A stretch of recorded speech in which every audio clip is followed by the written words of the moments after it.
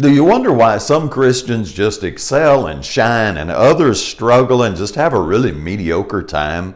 Hello, I'm Clarence, I'm the preacher, and I'm here to tell you the secret starting right now. The reason some people excel in Christianity is because they fall in love with the process. They are all in 100%. That is exactly what they live for. They knew it would not be easy going in. They didn't sign up for easy. They knew that nothing really significant, especially when we're talking spiritual and eternal, would come easy. So they expected it to be a straight and narrow way, and they did like Christ. They looked past the immediate suffering. They looked through it, so to speak, and they looked on to glory and the prize on the other side of the suffering. They looked at the reward on the other side of the suffering, and they wanted that more than they wanted current or present moment comfort. That is what sets them apart. They seek first the kingdom of God and His righteousness. They present their body a living sacrifice, and the pain of struggle is no big deal,